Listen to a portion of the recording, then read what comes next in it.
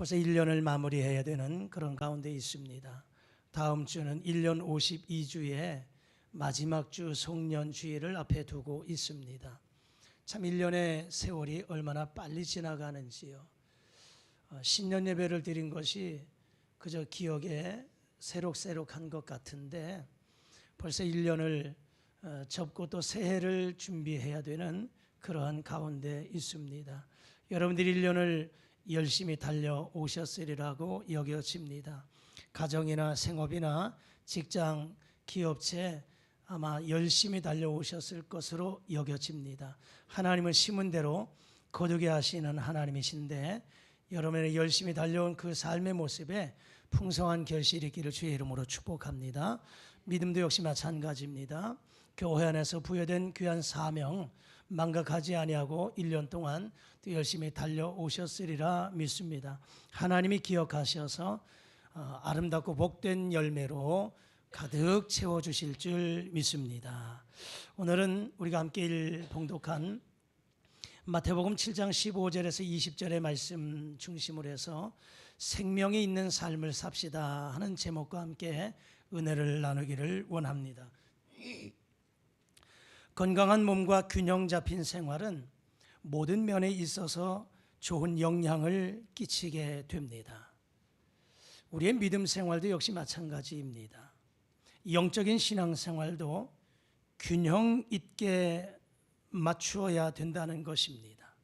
성경은 하나님의 말씀 그리고 기도 굉장히 중요하게 우리에게 말씀합니다. 특별히 자전거도 앞과 뒤에 바퀴가 같이 하나의 축이 되어서 굴러가야 온전하게 갈 수 있지요. 자동차도 역시 마찬가지입니다. 앞과 뒤에 모든 바퀴가 결합이 되어 있고 정상적으로 굴러가야 사고 없이 진행할 수가 있습니다.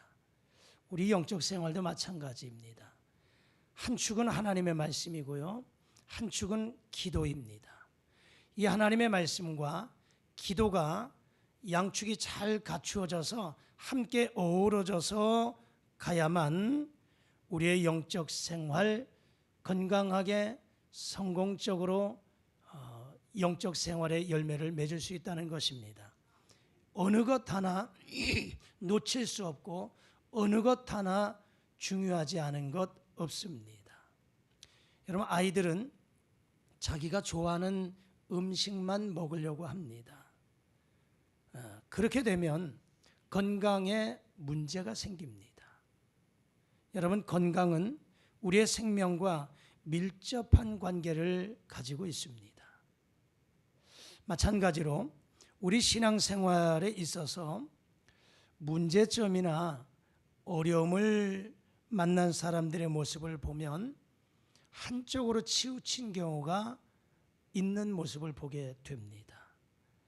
하나님의 말씀이 부족한 사람은 말씀을 더 가까이 하는 삶을 살아가야 됩니다. 또 기도가 부족한 사람은 기도를 보충해야 됩니다. 그래서 하나님의 말씀 그리고 기도가 모두가 다 건강한 모습으로 채워져야 건강한 신앙생활을 할 수가 있다 하는 것입니다. 믿음이 건강한 사람은요, 원망 없이 신앙생활을 잘하는 모습을 보게 됩니다. 그러나 믿음이 건강하지 못한 사람은요, 조금만 어려움이 오게 되면 낙심하게 되고 좌절하게 되고 믿음의 선에서 떠나는 경우가 많은 것을 보게 됩니다. 여러분 기억하십시오. 생명이 있는 삶에는 기쁨이 있습니다. 그러나 사망이 있는 곳에는 고통이 있을 뿐입니다. 그러므로 우리의 영적 삶 속에 또 육적 삶 속에 생명이 있는 삶을 살아가실 수 있기를 주의 이름으로 축복합니다. 그렇다면 생명에 있는 삶을 살아가려면 어떻게 해야 될까? 두 가지만 권면의 말씀을 드리기를 원합니다. 먼저는 세상의 가치보다 신앙의 가치를 더 먼저 생각하십시오. 세상의 가치보다 신앙의 가치를 더 생각하라. 여러분, 예수님과 함께하는 생활이 있고요, 사탄 마귀와 함께하는 인생이 있습니다. 그런데 그 인생의 가치는 크게 다릅니다. 여러분, 성공 자체가 중요한 것이 아닙니다. 사탄과 마귀와 함께하는 사람도 세상적인 성공과 부를 누릴 수 있어요. 마귀들도요, 우리에게, 사람들에게 기적을 일으켜요. 병든 자도 고쳐요. 그래서 건강하게 살도록 만들어 주기도 합니다. 반대로 예수 믿는 사람들 예수 믿는다고 해서 항상 잘 되는 것만은 아닙니다. 예수 믿고 신앙생활 잘하는 사람에게도 건강에 어려움이 올 수 있어요. 사업에 실패할 수도 있습니다. 여러분, 예수 믿고 신앙생활 한다고 해서 모든 것이 잘 되는 것이 아니에요. 그렇다고 반대로 사탄과 마귀와 함께 한다고 해서 항상 망하기만 하는 것도 아닙니다. 그러나 분명한 차이점이 있다는 것이에요. 분명한 차이점이 있습니다. 사탄과 마귀와 함께 하면서도 부귀와 영화를 누리는 것보다는 내가 예수님과 함께 하면서 아무리 어렵고 힘들다 할지라도 예수님과 함께하는 삶이, 그것이 더 가치 있고 보람된 인생이다, 그것이 더 행복하다라고 하는 것입니다. 쉽게 말하자면 내가 도둑질해서 부자가 되는 것보다는 열심히 일해서 살아가는 삶이 힘들지만 그러나 그것이 더 행복하고 가치 있는 삶이다라고 하는 것입니다. 예수님이 주시는 선물과 또 예수님이 주시는 그 은혜가 마귀가, 사탄이 세상에 주는 것과 비슷하다 할지라도 그 가치는 너무나도 차이가 다르다라고 하는 것입니다. 그래서 하나님이 주시는 성공이 진짜 성공이고 하나님이 주시는 행복이 진짜 행복한 삶인 줄 믿습니다. 여러분, 반석 위에 지은 집 쉽게 무너지지 않습니다. 반석 위에 지은 집은 비가 오고 태풍이 불어도 쉽게 무너지지 않습니다.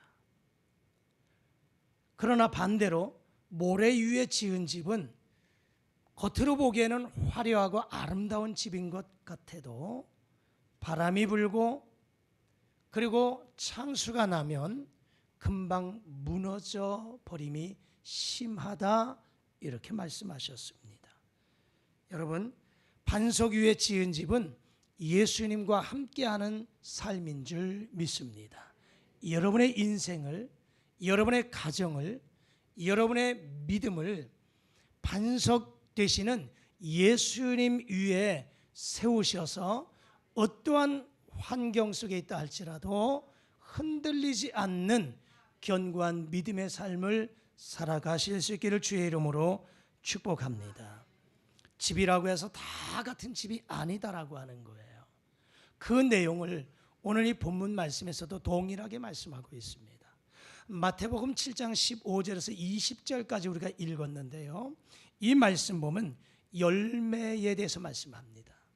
열매라고 해서 다 같은 열매가 아니다라고 하는 것입니다. 아름다운 열매가 있고요, 나쁜 열매가 있다는 것입니다. 그런데 오늘 성경에 보니까 아름다운 열매는 좋은 나무에서 맺고 나쁜 열매는 못된 나무에서 맺는다라고 하는 것입니다. 열매로 그들을 알지니, 우리 주님 그렇게 말씀하셨어요. 그러므로 우리의 삶 속에 또 내가 믿음의 여정 속에 맺는 열매, 그 열매가 아름다운 열매인가 나쁜 열매인가? 아름다운 열매는 좋은 나무였다. 즉 내가 좋은 나무예요.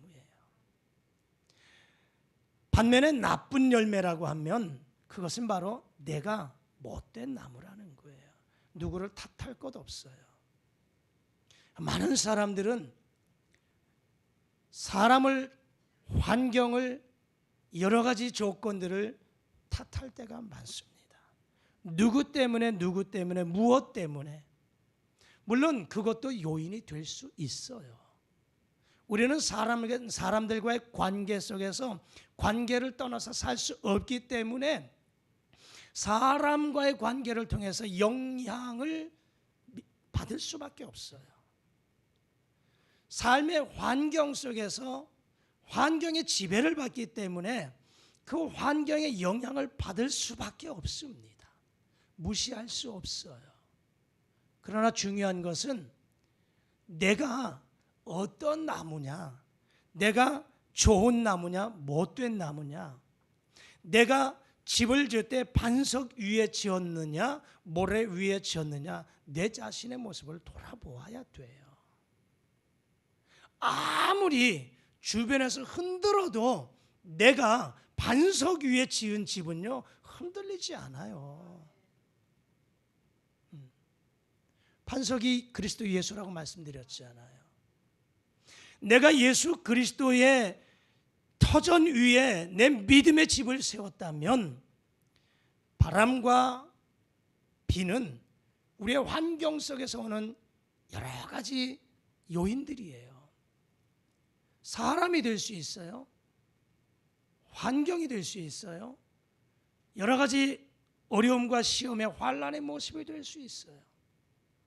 그러나 내가 좋은 나무, 반석 위에 세워진 집과 같은 내 자신의 믿음이라면 어떤 것이 와도 흔들리지 않아요.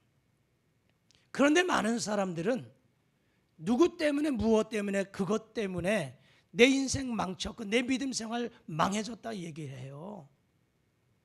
요인이 그럴 수도 있지만 100% 맞는 말 아니라고 생각합니다. 내 자신의 모습을 보십시오. 여러분, 진정 내 자신이 세상의 가치보다 신앙의 가치를 더 중심하고 있는가를 돌아보십시오. 내 믿음을 어디에다 세웠는가를 한번 생각해 보십시오. 여러분 모두가 믿음의 반석 되신 예수님 위에 여러분의 믿음을 세워 가실 수 있기를 축복합니다. 여러분이 좋은 나무가 되도록 노력하십시오. 좋은 나무가 될 수 있도록 하나님 앞에 기도하십시오. 그래서 아름다운 열매를 맺어갈 수 있기를 축복합니다. 누가복음 19장에 나오는 삭개오, 마태복음 19장에 나오는 부자 청년, 이 두 사람은 다 공통점이 부자입니다. 삭개오도 세리장이고 부자라고 말씀했습니다. 예수님께 찾아오는 청년, 부자 청년이라고 말씀하고 있습니다. 그런데요, 삭개오와 이 부자 청년의 다른 점이 있습니다. 공통점은 부자이지만 다른 점은 뭐냐? 삭개오가 예수님을 만난 다음에 자기가 가지고 있는 모든 재산의 절반을 가난한 사람들에게 나누어 주었고, 다른 사람의 것을 토색한 일이 있으면 4배로 갚겠다 해서 다 갚았습니다. 그러나 이 청년을 보십시오. 이 부자 청년도 예수님을 만났어요.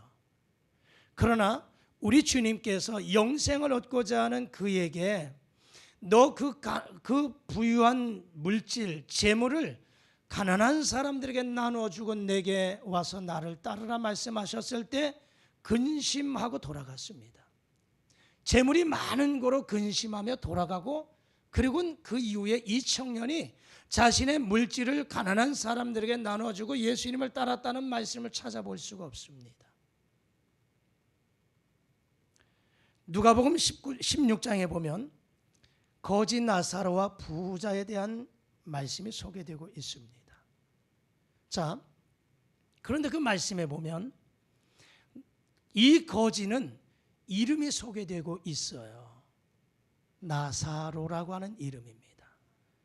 그런데 지옥에 간 이 부자는 이름이 소개되고 있지 않습니다.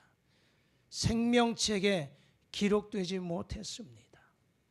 여러분, 여러분의 이름이 이 세상에 알려지는 것도 중요하지만 하나님의 나라의 생명책에 여러분의 이름이 기록될 수 있기를 주의 이름으로 축복합니다.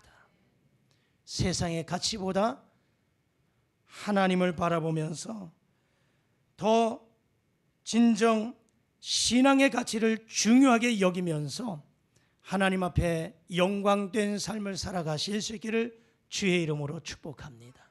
두 번째 권면의 말씀은 내가 원하는 것을 하지 말고 하나님께서 원하는 것을 하라고 말씀드리고 싶습니다. 요즘 중독이라고 하는 말을 우리는 너무나 많이 알고 있습니다. 아이들부터 시작해서 어른들까지 중독에 빠져 살아갑니다. 중독이라고 하는 이 말의 사전적인 의미는 습관적으로 열중하거나 몰두하는 것, 이렇게 말을 하고 있습니다. 습관적으로 열중하거나 몰두하는 것이 중독이다. 중독의 종류는 여러 가지 있습니다. 쇼핑 중독. 사실은 쇼핑 중독 필요하지 않는데도 불구하고 사들이는 것도 있어요. 고등학교를 졸업하고 대학을 진학하든지 고등학교를 진학하면 학생들이 카드를 만드는 것을 우선한대요. 다 그렇진 않지요. 왜 카드를 만드냐 했더니만 쇼핑하려고, 홈 쇼핑, 집에서 쇼핑하려고. 그래서 결제 수단으로 카드를 만드는 학생들이 있다고 합니다. 다는 아니라고 얘기했어요. 사실은 요즘은 뭐 집에 앉아서 소파에 앉아서 휴대폰만 몇 번 두드리면 다음 날이면 문 밖까지 배달이 되잖아요. 계속해서 채널에서 이것저것 얼마나 우리의 눈과 귀를 유혹하는지요. 집에 겨울옷이 산적한데도 저거 꼭 사고 싶은 거야. 저거 입고 올겨울 따뜻하게 보내고 싶은 거예요. 집에 냉장고에 음식이 가득한데도 그 먹거리 방송이 나오면 자꾸 댕기죠. 살 것들이 얼마나 많은지요. 물론 꼭 필요한 것들은 구입을 해야 되지만 쇼핑 중독에 빠진 사람들은요, 당장 내게 필요 없음에도 불구하고 그것을 내 손에 잡지 않으면 불안 심리에 빠져버리고 말아요. 일 중독에 빠져 있는 사람들도 있어요. 일 열심히 해야 돼요. 자기에게 맡겨진 일 정말 열심히 일을 해야 됩니다. 그러나 일 중독에 빠진 사람은요, 밥도 안 먹어요. 잠도 잘 안 자려고 그래요. 그냥 오직 일에만 몰두해서 푹 빠져 삽니다. 열중해요. 습관적으로. 일 중독에 빠진 사람도 있어요. 마약 중독. 참 이 대한민국이 청소년들 마약 위험 지역, 참 마약에 쉽게 물들어 있는 그런 시대가 아닌가 싶습니다. 마약 중독, 알코올 중독, 도박 중독, 게임 중독, 인터넷 중독, 스마트폰 중독. 요즘 스마트폰이 사랑하는 애인 1호, 영순이 스마트폰 없으면 살 수 없을 것 같은 그런 사람들이 얼마나 많은지요. 음식점 한번 가보십시오. 카페 한번 가보십시오. 대화의 수단이 바로 내 눈앞에, 손앞에 들려진 스마트폰입니다. 할 말 없으면 스마트폰 펼쳐서, 사실은 내게 아무런 문자도 없는데, 카톡에 아무것도 반응이 없는데도 혹시나 싶어서 열어봐.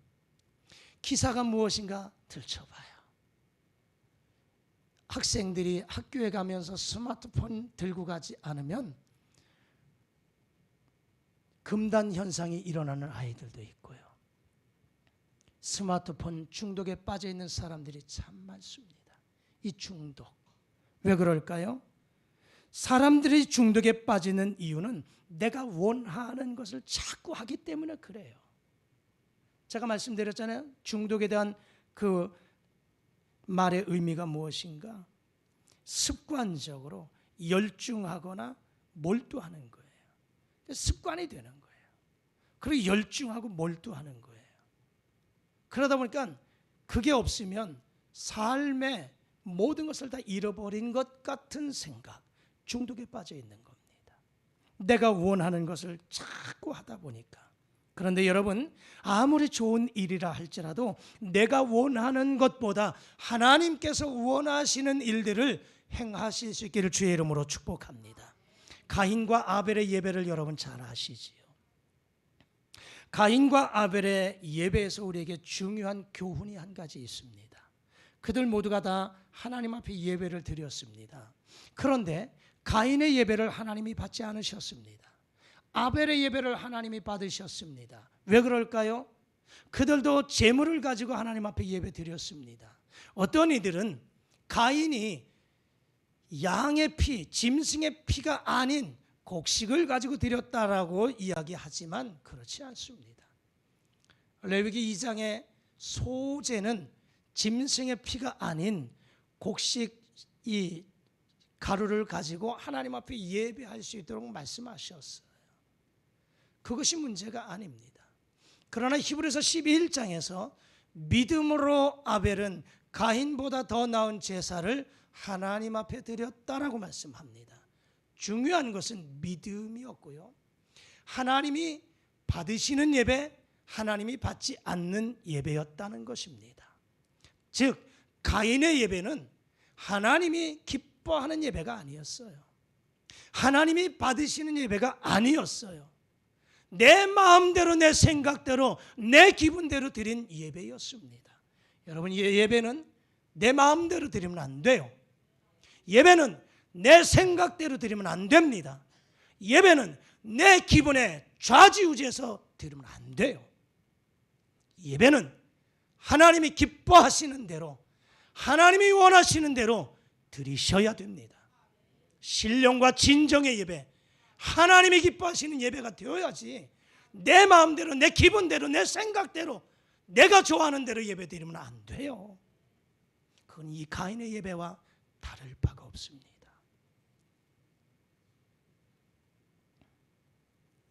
신앙생활은 내가 원하는 것을 하는 것이 아니에요. 하나님이 원하시는 것을 하는 것이 올바른 신앙생활인 줄 믿습니다. 사도 바울도 그가 로마 교회에 편지하면서 이렇게 권면했습니다. 로마서 12장 2절 자막과 함께 읽겠습니다. 시작. 너희는 이 세대를 본받지 말고 오직 마음을 새롭게 함으로 변화를 받아 하나님의 선하시고 기뻐하시고 온전하신 뜻이 무엇인지 분별하도록 하라. 너희는 이 세대를 본받지 말라. 우리가 이 세상 속에 살아가지만 세상 본받으면 안 됩니다. 세상 따라가면 안 됩니다. 세상의 사람들의 의견 따라가면 안 됩니다. 오직 하나님의 선하시고 기뻐하시고 온전하신 뜻이 무엇임을 분별하고 그 뜻이, 하나님의 뜻이 내 마음속에 확신이 온다면 흔들리지 말고 그 하나님의 뜻을 따라가셔서 하나님이 기뻐하시는 삶을 살아가실 수 있기를 축복합니다. 누군가가 나에게 선물을 주었는데 내가 원하는 것이 아니면, 내가 좋아하는 선물이 아니면 아무런 효과 없습니다. 그것은 어떻게 보면 쓸모없는 물건이 될 수밖에 없어요. 마찬가지입니다. 나는 하나님 앞에 예배했다고 하지만 하나님이 기뻐하는 예배가 아니라면 그건 예배가 아닙니다. 분명히 아셔야 됩니다. 내가 좋아하는, 내가 기뻐하는 삶을 살아갈 것이 아니라 하나님이 기뻐하시는, 하나님이 원하시는 그 모습을 따라 사는 것이 생명 있는 삶의 모습인 줄 믿습니다. 말씀 정리합니다. 생명이 있는 모든 것은요, 성장하고 열매를 맺습니다. 자라지도 못하고 꽃을 피우지도 못하고 열매를 맺지 못한다면 살아 있어도 살아 있다고 말할 수 없습니다. 식물은 반드시 때가 되면 자라야 돼요. 건강한 식물은, 살아있는 식물은 때가 되면 자라요. 그리고 때가 되면 꽃을 피워요. 때가 되면 열매 맺습니다. 그런데 더 중요한 건요, 이 열매가 자기가 죽기 전에 씨앗을 땅에 다 뿌리고 죽더라고요. 굉장한 의미가 있는 거예요. 나는 1년 생으로 끝나지만, 죽고 말지만 마지막 열매를 맺고, 그리고 씨앗을 땅에 다 뿌리고, 그리고 죽는 거예요. 여러분, 깨농사 지은 분들 한번 보세요. 씨앗을 심었어요. 모종을 심었든지 때가 되어 잘 자라요. 그리고 꽃을 피워요. 그리고 열매를 맺어요. 그런데 내년에 보니까 그 밭에서 떨어진 깨 씨앗으로 인해서 군데군데 내가 뿌리지 않은 깨가 다시 싹을 틔우더라고요. 우리 교회 화단에도 꽃이 심어서 자란 것들이 꽃을 피우고 열매를 맺고 자신이 씨앗을 다 땅에 뿌리고 정렬하게 전사합니다. 그런데 내년 보니까요, 거기에 다시 새 싹이 돋아나더라고요. 이 생명이 있기 때문에 그래요. 우리 영적 삶도 마찬가지입니다. 우리 신앙에 믿음의 생명 있는 사람들은 믿음이 성장하게 되어 있습니다. 성장하고 때가 되면 꽃을 피우고 열매를 맺습니다.